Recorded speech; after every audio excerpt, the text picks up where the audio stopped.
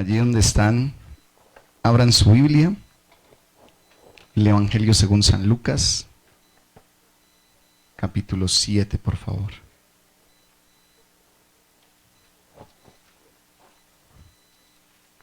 Evangelio según San Lucas, capítulo 7. Muy bien. Dice así la palabra del Señor. ¿Alguien lo tiene allí? Lucas capítulo 7, a ver. Que lo tenga, diga amén. Lucas capítulo 7. A ver, ¿quién quiere leerlo? ¿Quién dijo amén? Yo quiero leerlo. A ver, mueva su manito así, haga así la manito. Diga, yo lo quiero leer, a ver. ¿Ninguno? Vamos. Hágale, sí. Amén. Eso, Amén. vale, Edison, ayúdeme. Del versículo 1 al 10, por favor. Ok. Jesús sana al siervo del centurión. Después que hubo terminado todas sus palabras al pueblo que le oía, entró en Capernaum. Y el siervo del centurión, a quien éste quería mucho, estaba enfermo y a punto de morir. Cuando el centurión oyó hablar de Jesús, le envió unos ancianos de los judíos, rogándole que viniese y sanase a su siervo. Y ellos vieron a Jesús y le rogaron con solicitud, diciéndole: es digno de que le concedas esto, porque ama a nuestra nación y nos edificó una sinagoga. Y Jesús fue con ellos. Pero cuando ya no estaban lejos de la casa, el centurión envió a él unos amigos diciéndole: Señor, no te molestes, pues no soy digno de que entres bajo mi techo, por lo que ni aún me tuve por digno de venir a ti. Pero di la palabra y mi siervo será sano, porque también yo soy hombre puesto bajo autoridad, y tengo soldados bajo mis órdenes. Y digo a este ve y va, y al otro ven y viene, y a mi siervo haz esto y lo hace. Al oír esto, Jesús se maravilló de él y volviéndose dijo a la gente que le seguía: os digo que ni aún en Israel he hallado tanta fe. Y al regresar a casa los que habían sido enviados hallaron sano al siervo que había estado enfermo. Amén.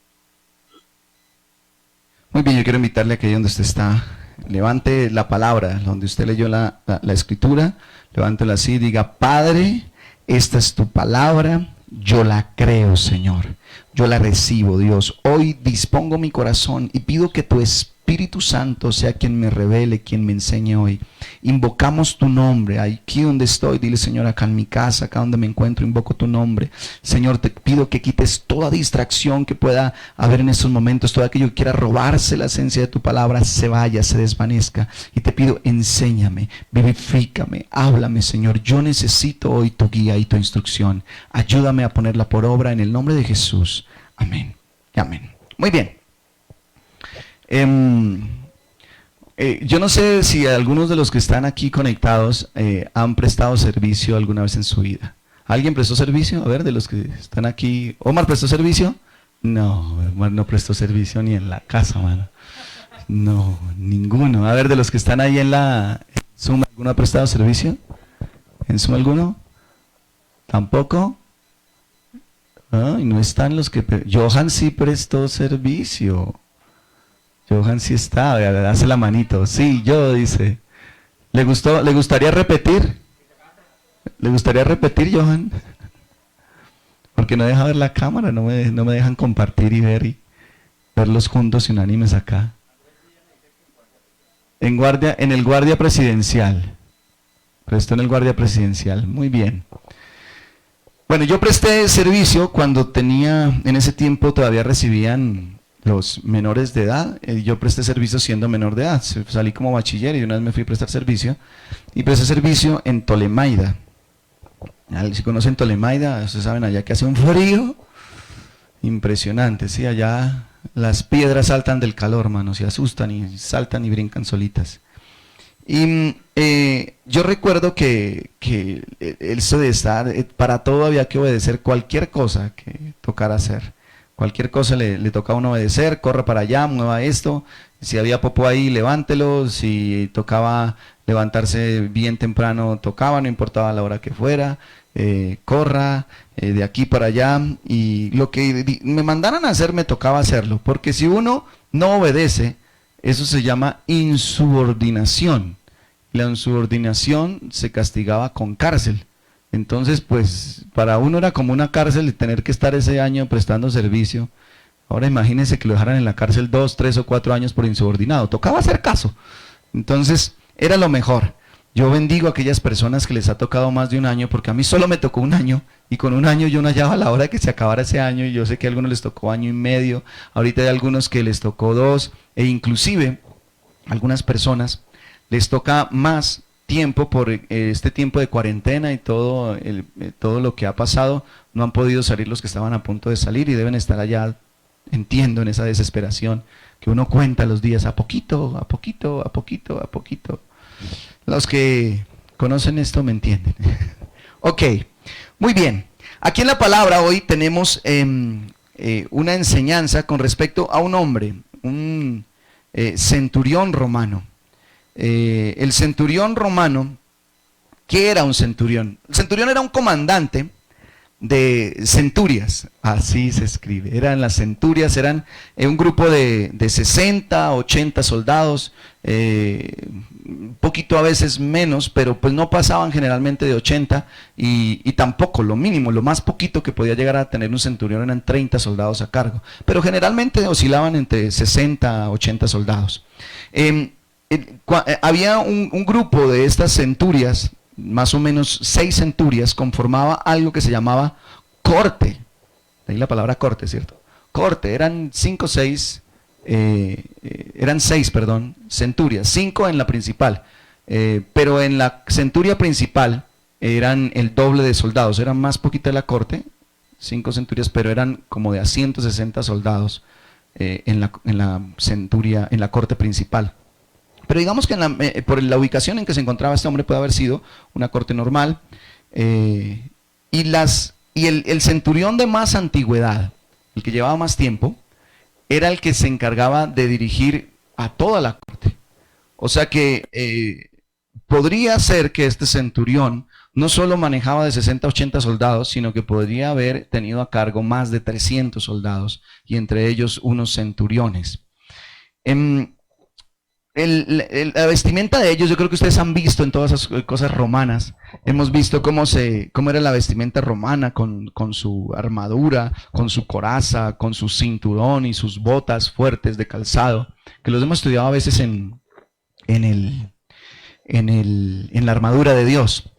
Pero había algo que los distinguía a los centuriones del resto de soldados grandemente, y era el casco que tenían acá, porque sobre el casco tenían una cresta que generalmente era en esta forma, en forma horizontal, no así estilo punquero, sino así estilo, no sé, así abiertico, para que desde lejos se viera, estilo trapero, así, un trapero ahí, eso sí. Entonces, para que se viera desde lejos, se reconociera quién era el comandante, quién era el capitán. El centurión tenía su cresta horizontal, se la ponía horizontal. Aparte de eso, habían unas cosas aquí de condecoraciones y demás. Más de uno de nosotros sabemos cuando prestamos servicio que por más que se vistan igual todos los militares, hay algo que los diferencia grandemente, y es lo que llevan aquí en las hombreras. ¿Cierto? Eso sí los diferencia grandemente, porque ahí es donde llevan el rango. Aquí llevan puesto en la prensilla, llevan la figurita que simboliza el rango. Entonces ahí se sabe si es sargento, cabo primero, cabo segundo, cabo tercero ya hoy en día, si es teniente, si es mayor, capitán, si es coronel, general, etcétera. Entonces, en esta parte estaban las prensillas de reconocimiento, y hoy en día aquí tenían ellos las prensillas de donde estaban los reconocimientos en ese tiempo. Hoy en día aquí usan algunas cositas que son más de cursos que han hecho. Unas alitas se llama paracaidismo, unas alitas. Las gallinas le decíamos nosotros, unas alitas ahí. Curso de paracaidismo que generalmente se hacía en Tolemaida. Tenían como unas cositas eran como unas espadas, me parece que era, ya ni me acuerdo. Eso simbolizaba lancero, creo que era. Así habían varias figuritas que miraban los cursos que habían hecho y por lo tanto le daba mayor reconocimiento. Hay algo bien importante en la parte militar.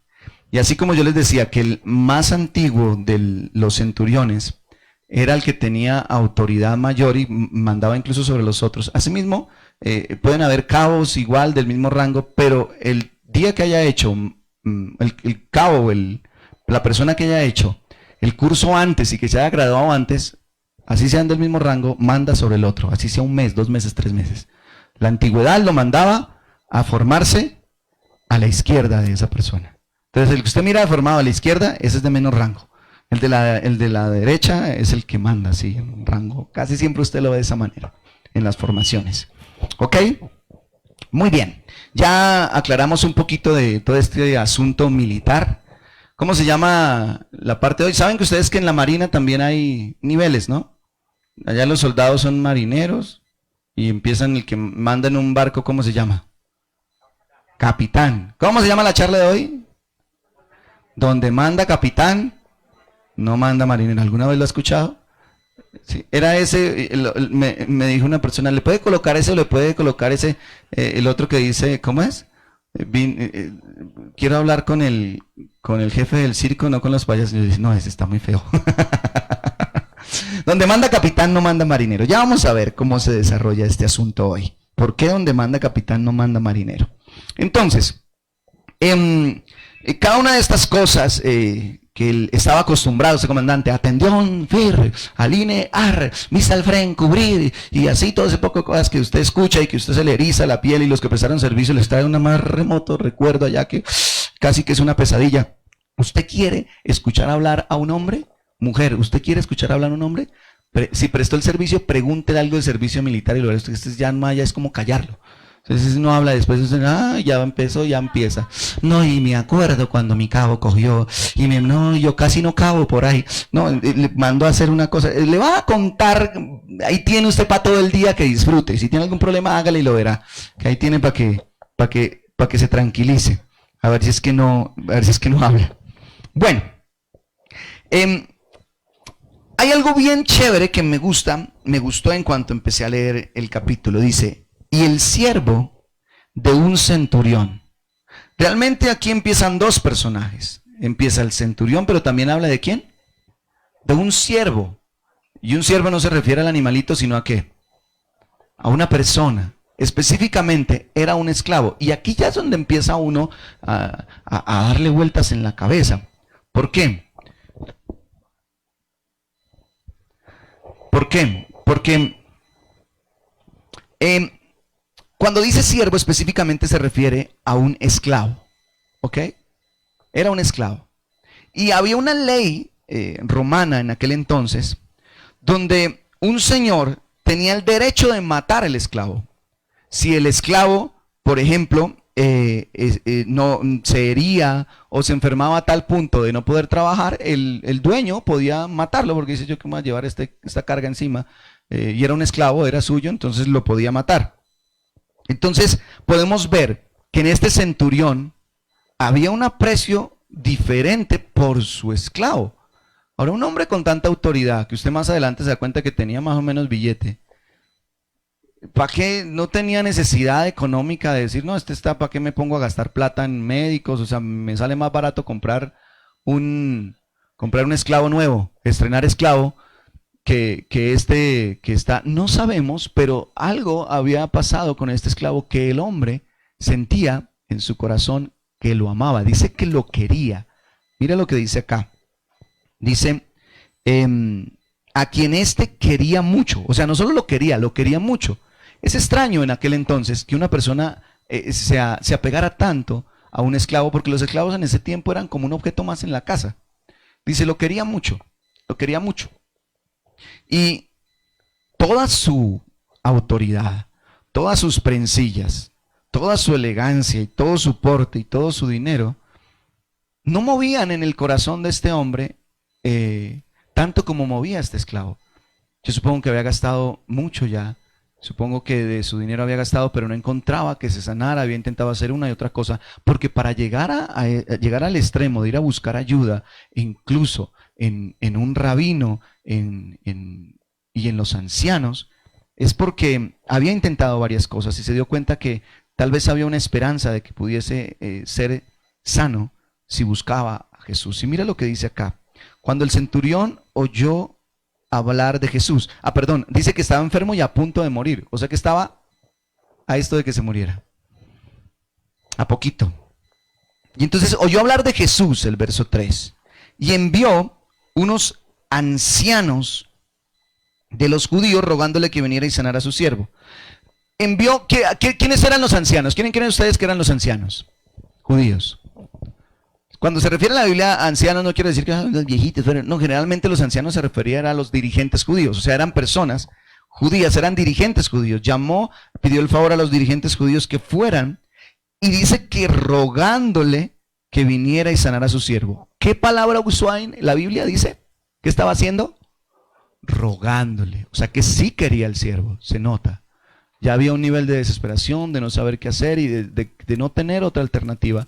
Y buscó y dice que le rogó. Hubo humildad en este hombre. Esto podemos ver en una persona que a pesar de su posición, que a pesar de todo lo que tiene, no le importa humillarse y rogar, suplicar y acercarse. Dice que se acercó a los judíos y le mandó la razón de que por favor, o sea, le rogaba que fuera y sanara a su siervo. Ahora, aquí hay el punto. Él está rogando no por su nombre, sino por el nombre de quién? De su esclavo. ¡Wow! ¿No les parece eso impresionante? Él estaba rogando, humillándose, no por él, sino por otra persona. Por un esclavo. Hubiéramos dicho, no, era su esposa, era su hijo. No, era un esclavo. Ni siquiera alguien de su propia familia. Aunque lo amaba mucho, yo creo que lo consideraba como parte de su familia. No era su familia. Sin embargo, él doblegó su corazón y se humilló incluso por otra persona. Entonces, esto es lo que vemos nosotros inusual. Esto no era normal. No era normal casi que ni en un judío, pero pues en los romanos eso nunca era normal. Menos que se fueran a humillar. Menos que una persona de semejante posición se humillara, y menos que se humillara por otra persona, y menos que se humillara por un esclavo. Entonces vemos algo completamente inusual en este centurión, diferente, que lo lleva a uno a pensar muchas cosas. Mira, el verso 4, dice, ellos se acercaron a Jesús y le rogaron con solicitud, diciéndole, entonces ahora viene y le ruegan a Jesús con solicitud, con prontitud. ¿Qué era lo que pasaba? Mira lo que estos ancianos le dijeron, es digno que le concedas esto, porque ama nuestra nación y nos edificó una sinagoga. Peor todavía, imagínense ustedes un centurión romano que está puesto para ejercer ley, para ejercer autoridad, para doblegar cualquier sublevación que se intente hacer. ¿Cómo creen ustedes que los judíos van a ver a los centuriones o los veían en ese tiempo? ¿Cómo los veían? Como un agente opresor. Estos son los que vienen acá, se la pasan golpeándonos, nos tienen doblegados, nos subyugaron. No los amaban para nada.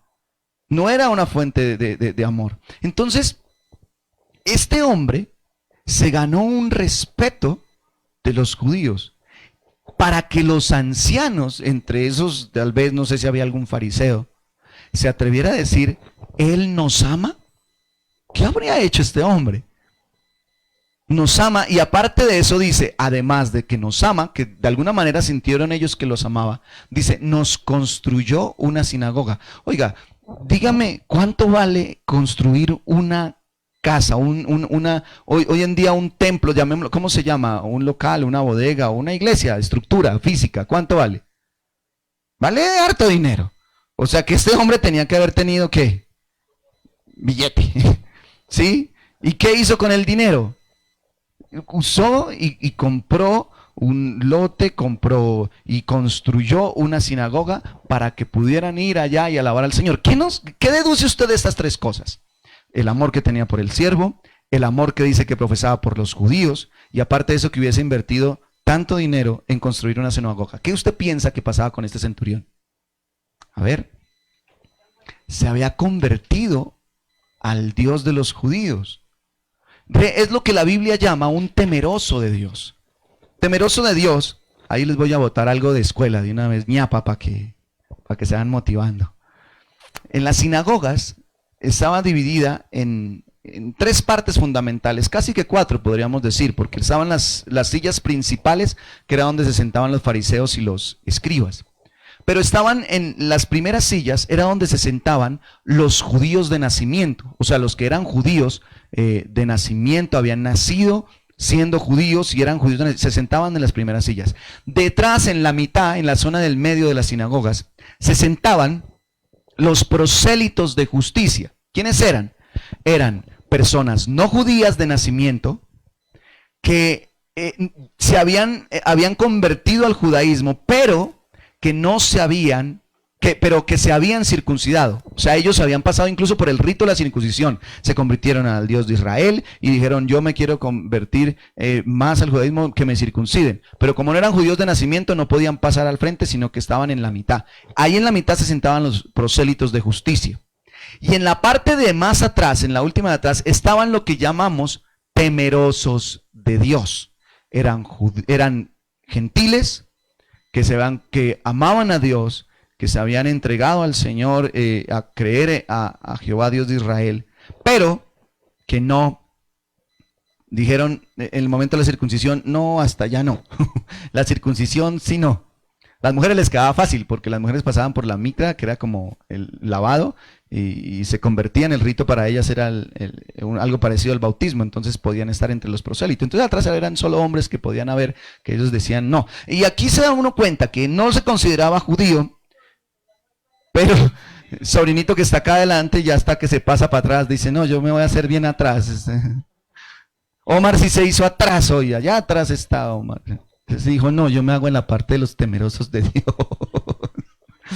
Ok, muy bien.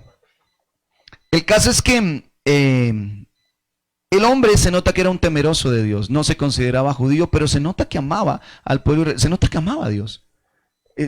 Dar una ofrenda tan grande no viene de alguien que tal vez no ame a Dios con todo su corazón y que ame a los judíos y que se note el amor, no solamente por lo que había dado financieramente, sino el amor por los judíos. No sabemos qué tantas cosas ha hecho por los judíos, pero en especial podemos ver por el amor que tenía por su esclavo, que algo había pasado en su corazón y en su vida.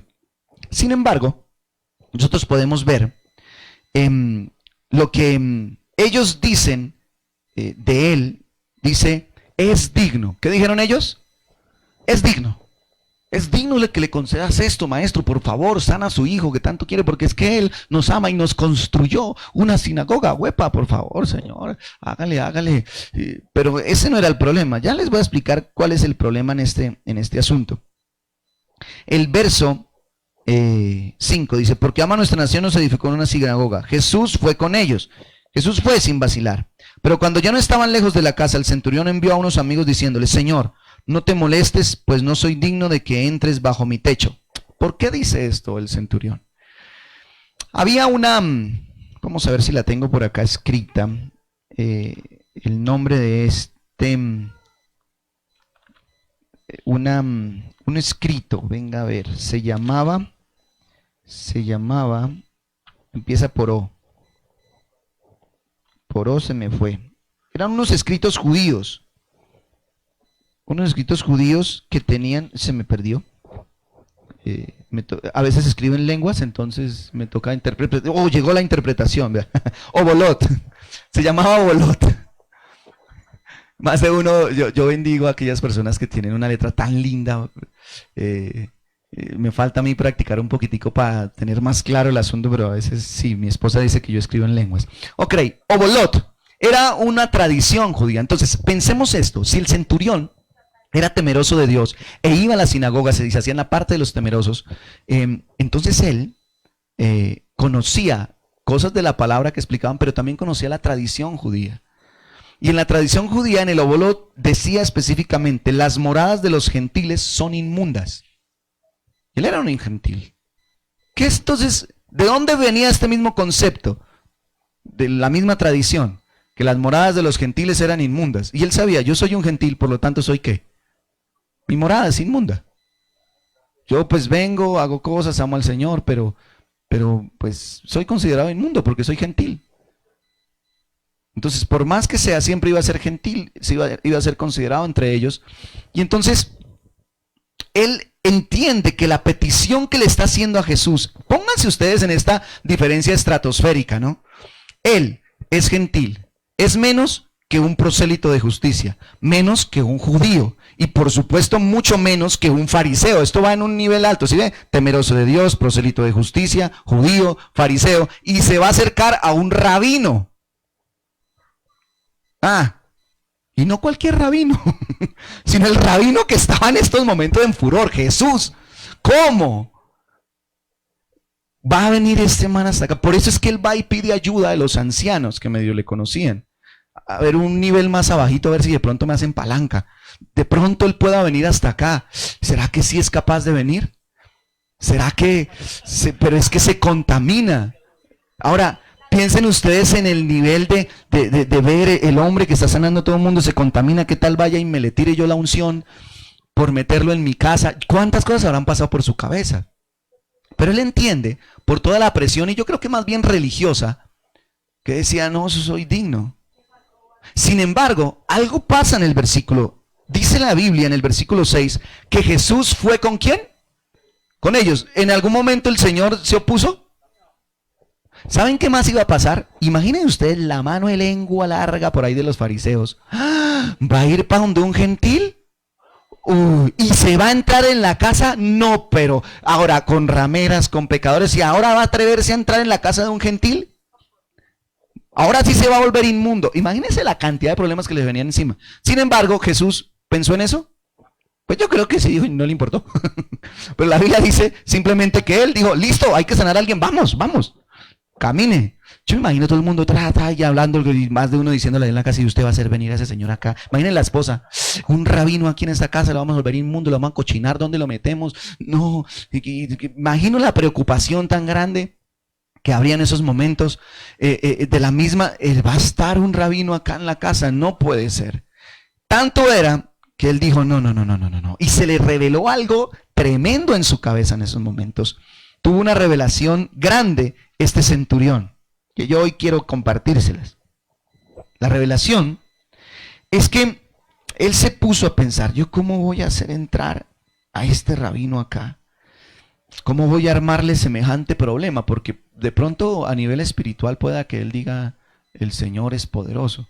Pero él sabía, esto le va a acarrear problemas también a él. Si le ha acarreado problemas ir a la casa de un judío que es publicano, ¿cómo no le va a acarrear problemas ir a mi casa? ¿Cuántas cosas no se le vendrán encima? Y empezó a pensar en cómo podría él permitir que se hiciera un milagro sin que fuera a la casa, y se le reveló la autoridad que tenía. Él dijo, yo soy un comandante, un capitán. Si yo mando a un soldado, inmediatamente lo mande, él hace lo que yo le mande, sin necesidad de que yo tenga que ir con él, sin necesidad de que yo tenga que acompañarlo. Si doy la orden, se cumple. Incluso hoy en día hay órdenes que se cumplen sin necesidad de que hayan soldados, simplemente con cargos o rangos. ¿Cuántos tienen jefe acá? ¿Sí tienen jefes? Su jefe, usted se sujeta a un jefe de pronto por dinero o cosas así, pero pues se sujeta. Su jefe le dice, hay que hacer tal cosa, y usted pues lo hace, obedece. ¿Cierto? Hay gerentes, administradores, y empieza a mandar, y no tiene que el gerente estar allá encima del administrador, ni el administrador estar encima para que se haga lo que se tiene que hacer. Hay que subir esos bultos allá. Listo, eso dijo el gerente y se va. El administrador corre, chinos, hay que subir el bulto allá, acá, mire, apúrele, hágale. ¿Y qué le toca hacer a los obreros? Coja el bulto y levántelo y súbalo, ¿cierto? Entonces, esto él entendió. Si yo mando, si yo tengo autoridad, y si yo mando algo, se cumple.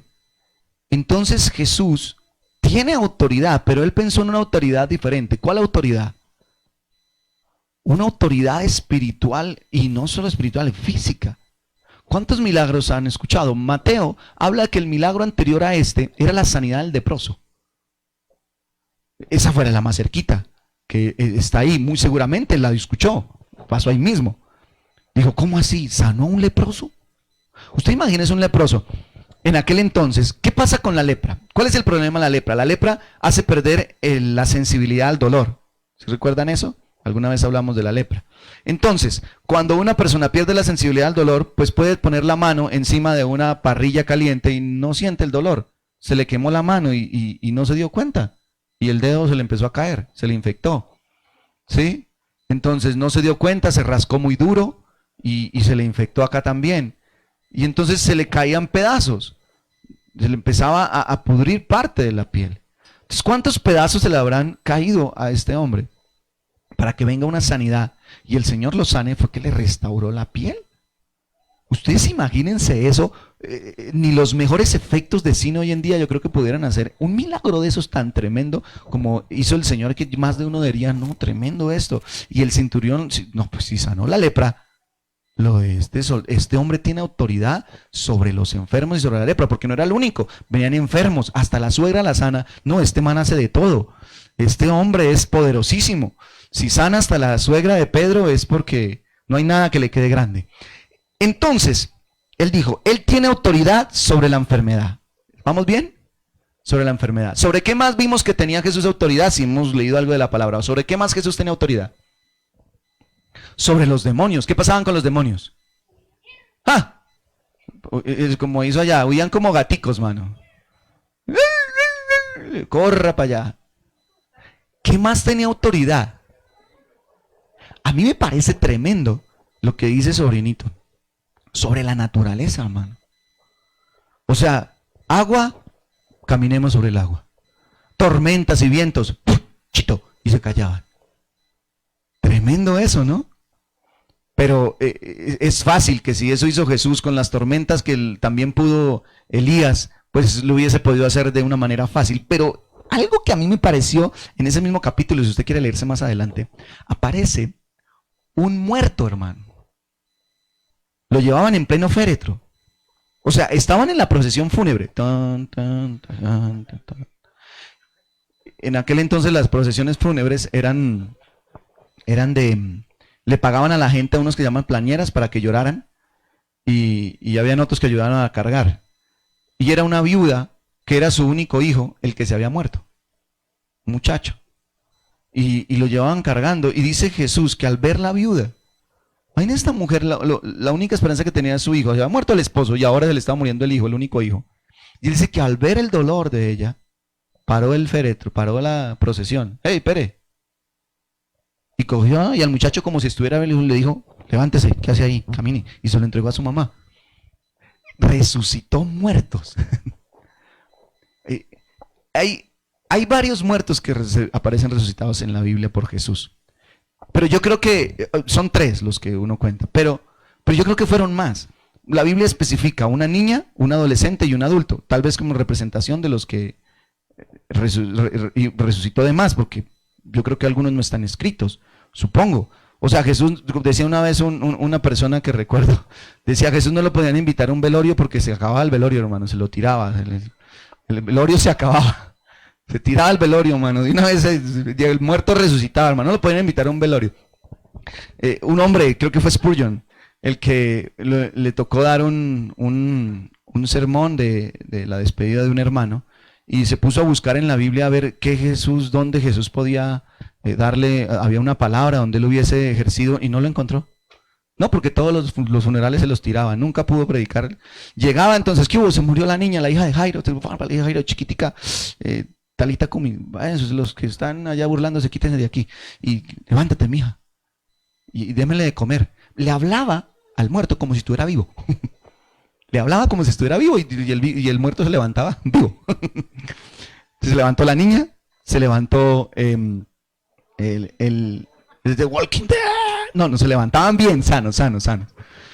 Y entonces se levantó la niña, se levantó el adolescente de la viuda de Naín y se levantó también Lázaro, que ya llevaba 4 días muerto. Y lo levantó como si estuviera vivo. ¡Lázaro! Levántese, mijo. ¿Qué hace allá? Sáquenlo de allá. Y entonces Lázaro se levantó, salió y todo el mundo le quitó. Ahora vemos el poder que tenía el Señor era sobrenatural. La autoridad que tiene Él es sobrenatural. Y la entendió un gentil. ¿Podemos alcanzar a ver eso? Hay 2 cosas en la Biblia que dice que Jesús se asombró, se maravilló. Y hay en 2 partes donde aparece esto donde dice que Dios se maravilló, Jesús se maravilló. Una es al siervo del centurión. Y esta misma palabra aparece refiriéndose en otra parte donde Jesús se maravilló. Dice, se maravilló y se asombró al ver la incredulidad que había en el pueblo. Al ver la incredulidad de ellos. Entonces, en las dos formas, uno se asombra, y como esta gente no cree con todo lo que estoy haciendo en medio de ellos, en medio del pueblo. Y en los otros, porque sin ver, sin tener nada tal vez a la mano a nivel espiritual, creyó que tenía autoridad. ¿Cuántos pueden creer que Dios tiene autoridad completa y plena? La Biblia dice que toda rodilla que se doblará, ángeles, principados, lo que sea, se va a arrodillar delante del Señor. Yo no sé hasta dónde alcanzó a entender este hombre, pero se le reveló esto y mandó a unos siervos, a unos amigos. Vaya, díganle que no tiene que venir hasta acá. No, como vamos a embalar al Señor. Díganle que no tiene que venir. Yo sé que si Él manda, van a tener que obedecer. Demonios, enfermedad o lo que sea. Si Él lo dice, van a tener que obedecer. Vaya, dígale por favor que no tiene que venir a mi casa. Que yo no me sentí ni digno de ir a Él. Y eso es lo que dice. Mira lo que el mensaje que le manda. Dice, Señor, no te molestes, pues no soy digno de que entres bajo mi techo, porque ni aún me tuve por digno de ir a ti. Pero di la palabra y mi siervo será sanado, pues también yo soy hombre puesto bajo autoridad y tengo soldados bajo mis órdenes. Y digo a este, ve y va, y al otro, ven y viene, y a mi siervo, haz esto y lo hace. Entendió que las órdenes que dé Jesús se cumplen. ¿Cuántos pueden creer eso? La orden que dé el Señor se cumple. Su palabra se cumple. Cielo y tierra pasarán, pero su palabra no pasará. Quiero dedicarle un momentito a lo que él dice. Señor, no soy digno. Aunque muchos lo tenían por digno, él sabía que habían cosas que no estaban tal vez bien en él. Y es claro, el entender que todos hemos pecado. Nunca se nos puede subir el orgullo, jamás. Pero este hombre tuvo un equilibrio bien grande, tanto de fe como de humildad. Sin embargo, había algo que a mí me quedó dando vueltas en la cabeza. Y es, mi casa tampoco es digna. O sea, la ley nunca podría limpiar los pecados que habían en él. Nunca podía limpiar los pecados que habían en su casa. Hay personas que por fuera igual tienen un buen testimonio, pero al llegar a casa se asustan. Dicen, no, pero yo en mi casa me transforma. No sé si les ha pasado a algunos. Es que en mi casa me transformo. Yo hago las cosas bien, pero llego a mi casa y cojo y los niños y las tareas y empiezo y ahorita como si dejan tareas, ¿no? Más de una mamá, son las 4 de la tarde y aquí estoy que sudo con esa tarea que nos dejaron. Ya es nos dejaron, no le dejaron, sino nos dejaron. Poco de tareas. Y hay más de una persona que está asustada en ese sentido. Y hombres y mujeres que sirven al Señor, pero en casa dicen miércoles, ¿qué pasa en mi casa? Necesito algo en mi casa. Mi casa no es digna, como que si el Señor supiera, sí, el Señor sabe. Pero a veces uno, detrás de la puerta, ahí detrás del churumbelito ese que suena, de ahí para allá, hay muchas cosas que a veces nosotros odiamos, porque sabemos que son indignas, porque quisiéramos que fueran mejor, porque quisiéramos que fueran distintas, y aún no hemos podido ver que cambien, porque tenemos un siervo muy enfermo en casa, porque tenemos muchas enfermedades en casa que definitivamente Jesús necesita venir a restaurar. Ahora, por mostrar el milagro Jesús aquí y el elogio de la fe, pero Jesús no hubiese tenido problema en ir a la casa del centurión. Hubiera ido hasta allá y hubiera sanado también imponiéndole manos. Y esto va para ti, para que entiendas que si tienes problemas en casa, que si aún tienes un enfermo en tu corazón, un enfermo en tus pensamientos, en tu carácter, el Señor no por eso va a dejar de estar en tu casa y de ir a tu casa a sanarle, a restaurarle. Dios quiere sanarnos.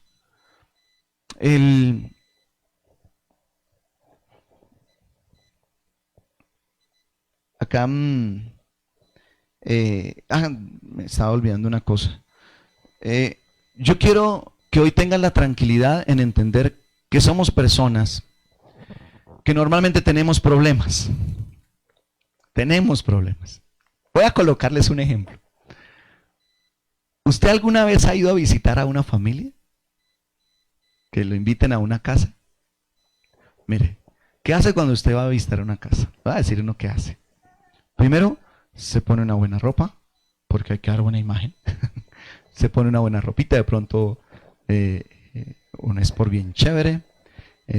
Se viste bien, limpia zapatos, y ahí donde salga, ¿cómo va a salir con eso? Arréglese bien, porque es que es la imagen, y entonces va la imagen de familia, y usted sale de la casa, y todo el mundo juicioso, el esposo juicioso, la esposa juiciosa, y los niños juiciosos, y llegan a la casa donde son invitados, y ¿cómo encuentran ustedes la casa? Aseada, impecable, hermano. Desde la entrada usted entra, uy, oliendo a rico. Bueno, cuando le avisaron que iba de visita, ¿no? Cuando lo invitaron, cuando es invitado, y encuentra todo aseado, encuentra todo lindo, todos son un amor, lo atienden a uno lo mejor. Qué chévere, hermano. Y cuando se hablan, hablan todos lindos, hablan todos palabras muy chéveres, todo el mundo es perfecto. Y de vez en cuando usted siente el codazo de su esposa o de su esposo. Si ve cómo la trata él a ella, miren. Aprenda. ¿Sí les ha pasado? Sí, aprenda, mire, aprenda. Y usted mira como de vez en cuando hay una picadita de ojo así, pero se va la visita. Y en el camino a la visita, si vio cómo tienen ellos de arregladito las cosas, si ve, le falta como vio la comida tan rica. Si vio cómo trata a la esposa, con qué educación, cómo son de lindos, cómo son de chéveres, ¿sí ve? Y esa comparación. Pero si usted cierra la Volco y abre allá donde fue la visita, allá adentro en Pan, si vio cómo llegaron ellos de bien arreglados, si vio que no toca estarles diciendo que corran, lo mismo.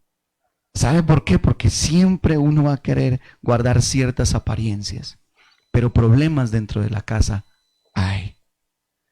Hay problemas que solucionar. Y yo sé que más de uno de ustedes, si hoy se conectó, si hoy está en este lugar, escuchando la palabra, si estás a través del Facebook y estás escuchando esta palabra, es porque tal vez piensas, no soy digno, ni yo, ni mi casa. Yo no soy digno, mi casa menos. Por más que intento, por más que jalo, estamos todavía lejos de lo que uno pudiera llamar perfección. Aún tenemos muchas cosas por las cuales cambiar. Si fuera por la santidad del Señor, Dios mío, no es este lugar porque está sucio, está cochino, hay muchas cosas que están lejos. Mi carácter aún necesita ser tratado, mi espíritu aún necesita ser tratado y mi estima ni hablar necesita ser transformada. Porque a veces o vuelo del orgullo o a veces vuelo del automenosprecio. No sé si a usted alguna vez le ha pasado eso. ¿Sí? A veces que son y otras veces no sirvo para nada. Ay, no, definitivamente porque no puedo. Suele pasar. Entonces puedes sentirte un poco identificado. ¿Cómo se podría sentir este centurión?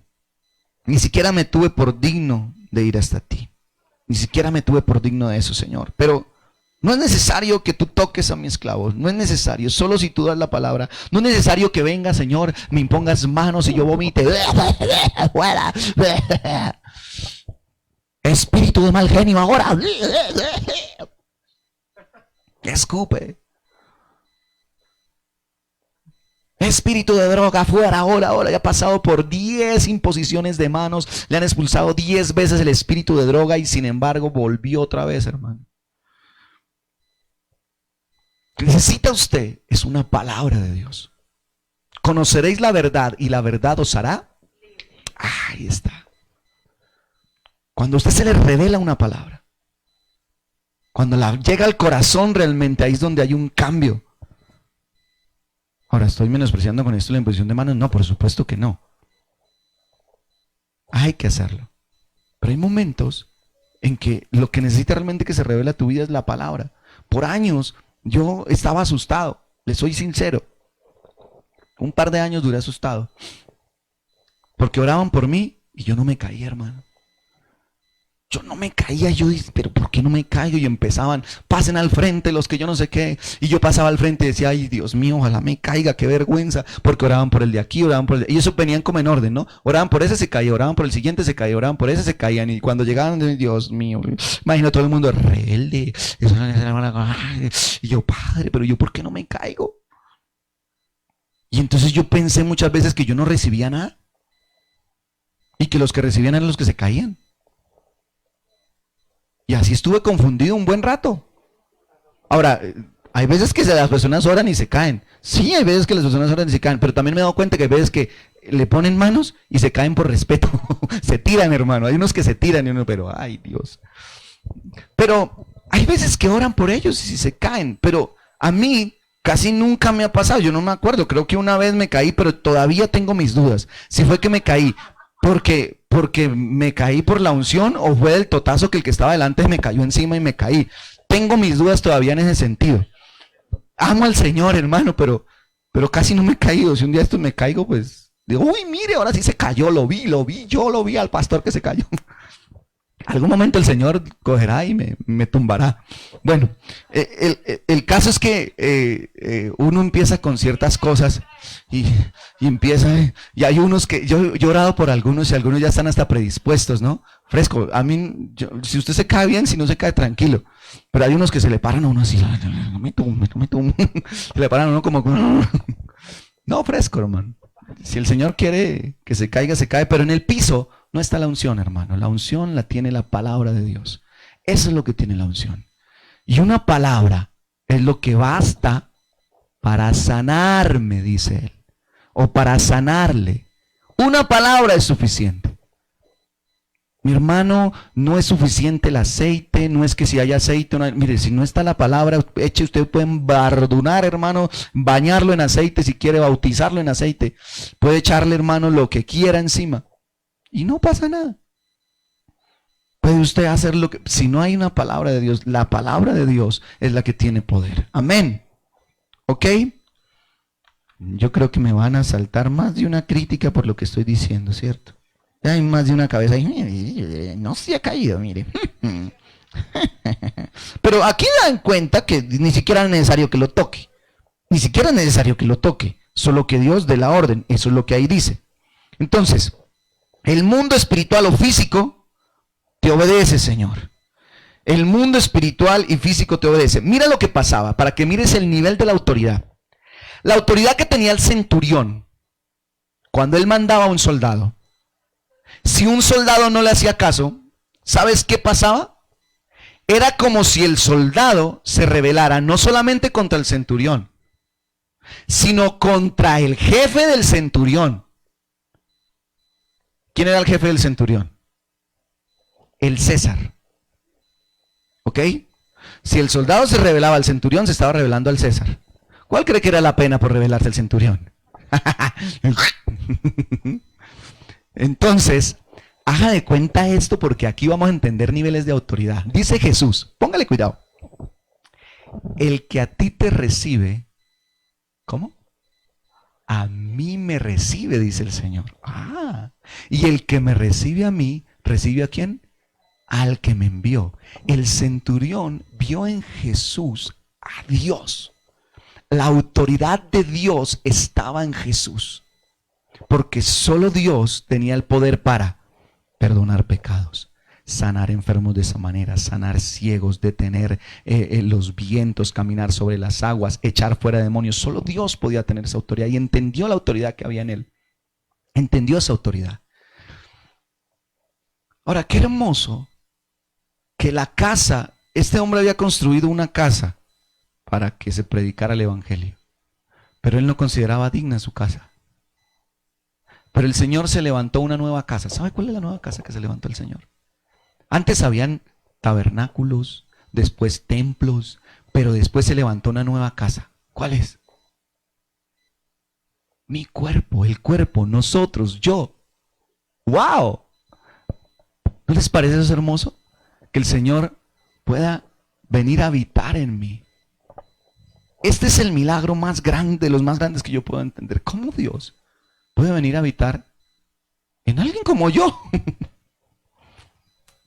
¿Cómo Dios puede venir a habitar en mí?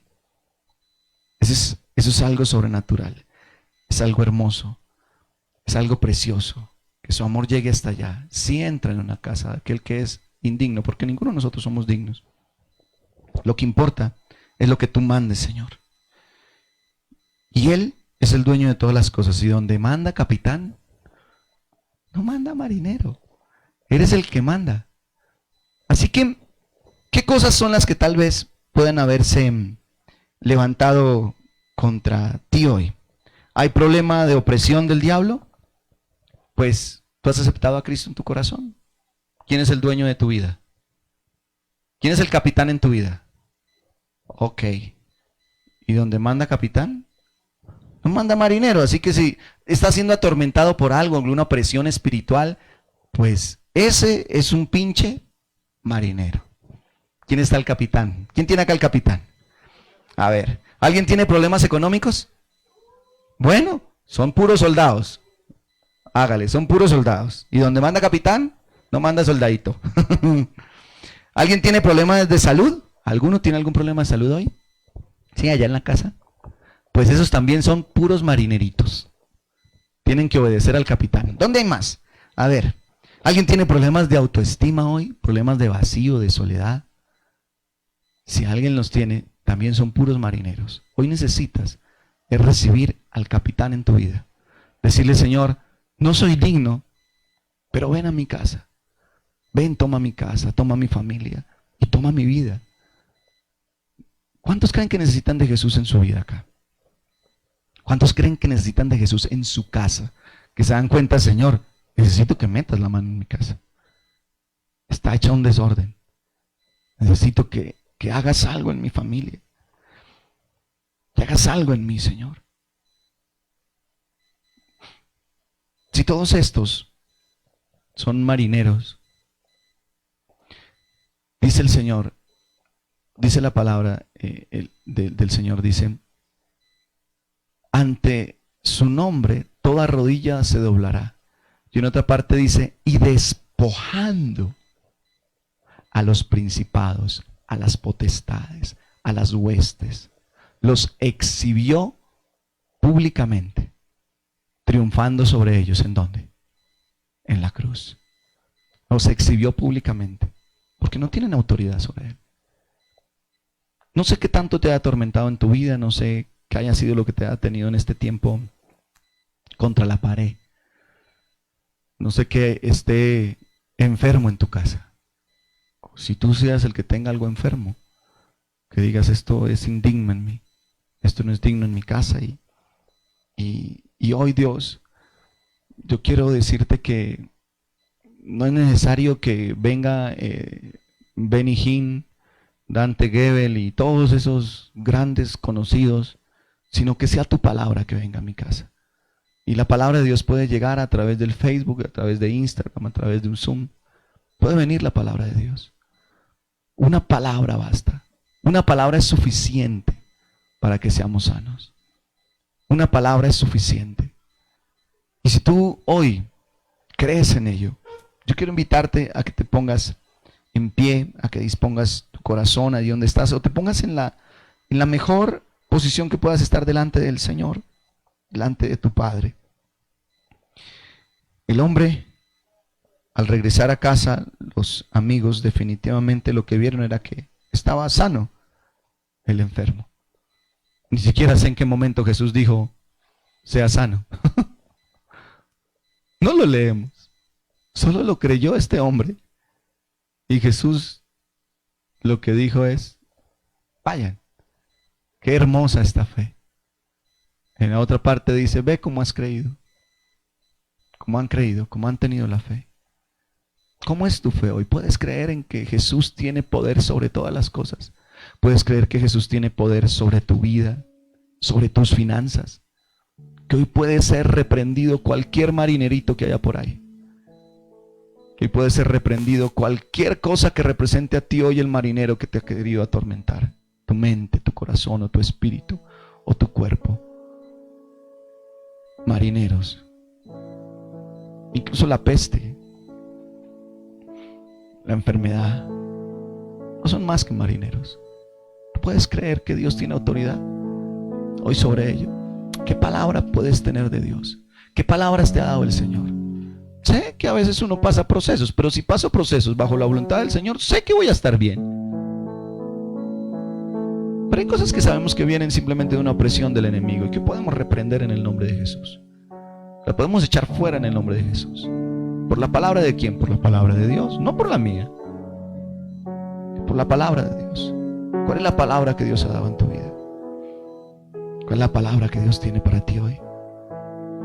¿Cuáles son las palabras que Dios ha dado a tu vida desde hace años?